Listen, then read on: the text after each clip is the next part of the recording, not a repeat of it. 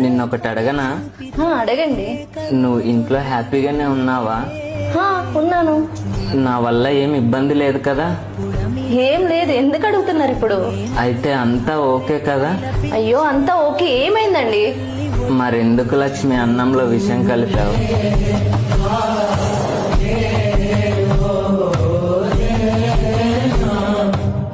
అమ్మయ్యా, ఈ రోజుతో పీడ విరగడైపోతుంది. డబ్బు కోసమని ఆ ఎర్రి బగలుడికి నన్నిచ్చి నా జీవితం నాశనం చేశారు. సరే సరే వెళ్ళు. నాకంతా తెలుసు లక్ష్మి. ఉదయం నేను ఫోన్లో విన్నా. ఏమండి, మీరు రావచ్చు, పర్లేదు. అయినా నాలాంటి ఎర్రిబాగులంతో ఎవరు సంసారం చెయ్యరులే లక్ష్మి. లక్ష్మి ఒక్కసారి